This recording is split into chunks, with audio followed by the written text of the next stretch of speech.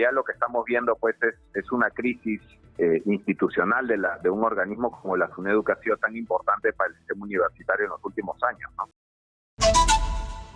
Estamos enlazados con Jorge Mori. Él es director del Centro para el Análisis de Políticas Públicas de Educación Superior, CAPES. Y lo que queremos conocer es su opinión sobre esta situación tan extraña que se ha generado en SUNEDU. Muy buenos días. Muy buenos días, Nicolás. Muchas gracias por la oportunidad. Claro que sí. Díganos, ¿cuál es su opinión, por favor, sobre esto y cómo resolver este entrampamiento? Bueno, creo que ya se preveía que iba a darse una situación de desgobierno en la SUNEDU con esta llamada ley contra la reforma universitaria, ¿no? En realidad, lo que estamos viendo es crónica, en realidad, de una muerte anunciada, porque que en este momento las universidades públicas y privadas tengan conflictos para elegir a sus representantes. Digamos, el Consejo Directivo de la SUNEDU está sesionando en el Ministerio de Educación cuando se hablaba mucho sobre la preocupación de la autonomía de la SUNEDU por razones políticas. En realidad lo que estamos viendo pues es una crisis institucional de un organismo como la SUNEDU, que ha sido tan importante para el sistema universitario en los últimos años, ¿no? Claro, pero lo que a mí, yo no entiendo, y por eso yo planteo cuestionamientos sobre eso, es, o sea, esta ley tiene desde julio del año pasado, y por uno u otro argumento lo que se ha tratado de hacer es que no se aplique. Entonces uno puede estar de acuerdo o no con una ley, pero lo que no puede hacer es no aplicarla. Es un mensaje muy complicado, ¿no es cierto? Muy serio. O sea, no me gusta una ley, entonces hago todo lo posible porque no se aplique, y eso tampoco está bien, ¿no? No, definitivamente, las leyes se tienen que aplicar, pero también se tienen que aplicar las sentencias judiciales, ¿no? O sea, recordemos que antes que la ley sea publicada, la SUNEDU logró una acción de amparo que impedía la aplicación de esta ley justamente por contravenir derechos fundamentales. Una acción de amparo que impedía que se dé la elección del Consejo Directivo de la SUNEDU, ¿no? Entiendo que esto ya se ha resuelto a partir de esta sentencia del TC, y como tú bien lo señalas, nos gusta o no, se tiene que aplicar. El tema es que los que están promoviendo esta instalación irregular del Consejo Directivo de SUNEDU no están cumpliendo ni siquiera con la propia norma, porque la norma señala claramente que se tienen que elegir a los representantes completos para poder elegir al nuevo superintendente de la SUNEDU, ¿no? Entonces, yo no he visto a ningún actor que están involucrados en este caso negar la necesidad de su aplicación. Lo que se está pidiendo es que se aplique bien y no de cualquier manera. Claro, pero ¿cómo hace si, por ejemplo, hay organismos que no quieren nombrar a su representante ante el Consejo para impedir que el Consejo, porque son 7 miembros del Consejo? Ahora, hay 4 que ya fueron electos. Esto formalmente ya da una mayoría para poder tomar decisiones, ¿no? No sé si el sábado finalmente eligieron. El viernes se instaló el Consejo con 4 de los 7 miembros. Supuestamente eso los habilitaba para tomar decisiones. No sé si el sábado se eligió al superintendente o si van a esperar a que se completen los otros 3. Pero claro, lo que pasa ahí, Nicolás, es que recordemos que la presidenta, justamente para evitar esta situación de entrampamiento y conflicto, la presidenta Boluarte y el premier Otárola se comprometieron públicamente a elaborar un reglamento o un procedimiento para que las universidades públicas puedan elegir a sus representantes. Entonces, porque la mayoría de universidades públicas no han elegido a sus 2 representantes. Entonces, lo que ha ocurrido es que el gobierno no ha cumplido de elaborar con este procedimiento, y ahora hay, digamos, 2 bloques de universidades públicas enfrentándose por la elección de los representantes del Consejo Directivo de la SUNEDU, ¿no? Entonces, esto se podría haber resuelto con reglas claras para la elección de los representantes del Consejo Directivo de la SUNEDU para resolver los problemas legales que tiene esta ley en su aplicación, ¿no? Ahora, entonces, sí. Yo lo que no entiendo, sinceramente, es cuáles son los riesgos reales de un retroceso en lo que se ha avanzado. Porque yo es decir, no entiendo dónde está el peligro de que se pierda lo que se ha avanzado en términos de exigencias de calidad, y además el problema es que esto digamos, el licenciamiento y el cuidar que cualquiera no pueda atribuirse el derecho a operar una universidad. Es decir, eso está claro que había que hacerlo y era necesario. El problema es qué es lo que viene después, ¿no es cierto? ¿Cuáles son los siguientes pasos? E incluso hay temas que a mí no me terminaron de quedar claro en los procedimientos que se usaron, ¿no? Que fueron muy rígidos para uno y como demasiado tibios para otro, ¿no? Bueno, eso en realidad que entra el mundo de la especulación, Nicolás, porque todas las decisiones del Consejo Directivo de la SUNEDU anterior se han basado en informes técnicos que son públicos y están en la página web de SUNEDU, ¿no? Claro, obviamente cada uno puede leerlo y tener sus interpretaciones, pero todas las decisiones han sido de esa forma transparentes. Ahora, cuando tu pregunta de qué cosa puede retroceder, aquí el principal riesgo es que si tú viajas por el Perú o ves en muchas partes de las ciudades, tú vas a ver la publicidad de la universidad que dice licenciada por SUNEDU, ¿no? Porque el licenciamiento de SUNEDU se había convertido en una garantía de calidad para los padres de familia, sobre todo para los padres de escasos recursos, ¿no? Los padres, digamos, de menores recursos, los jóvenes que no tienen dinero para ir a las mejores universidades, la garantía o el sello de SUNEDU se había vuelto en una garantía de calidad.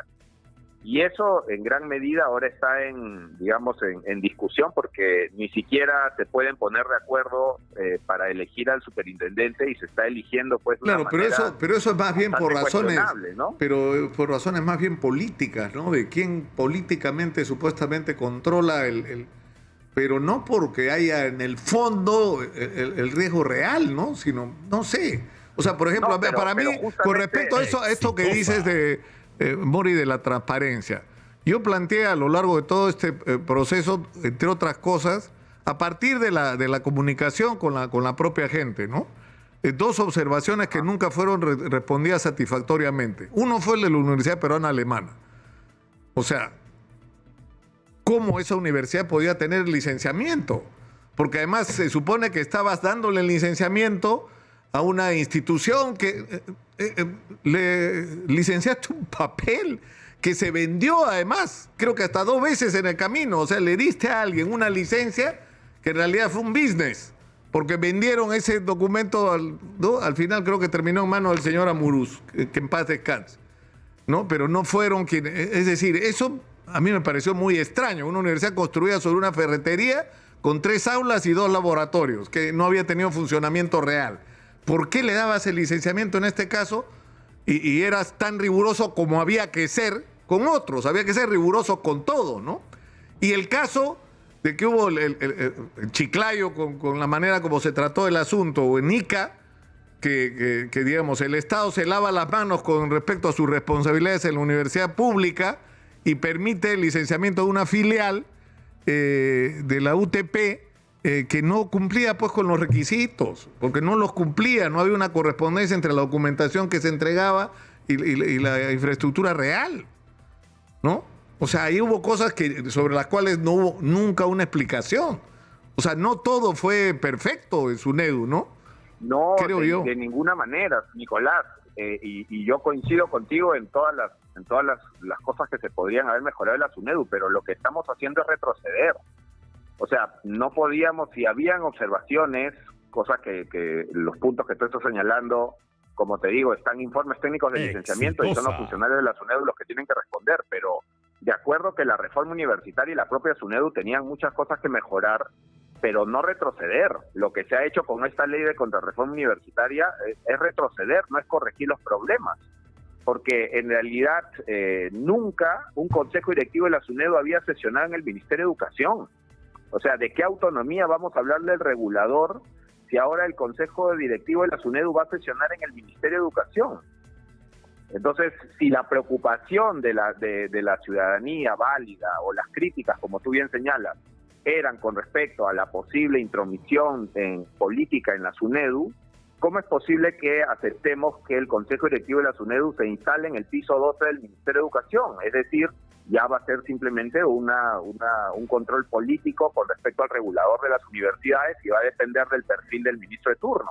Pero no había. El consejo directivo no ocurría. Pero el anterior, no. Claro, pero en la elección de la no había más interferencia o riesgo de interferencia política de que ahora. Porque recuerda que del anterior consejo, mira, el consejo directivo de la SUNEDU se define por votos. Entonces, de los 7 votos, 5 eran elegidos por concurso público y 1 era del CONCITEC y el otro era del Ministerio de Educación. Pero esos 5 que entraban por concurso público no le rendían cuentas a nadie. Nadie sabía quiénes eran porque finalmente eran académicos o decisores que entraban por un concurso público. Hemos pasado de un concurso público ahora a una lógica de representante, Nicolás.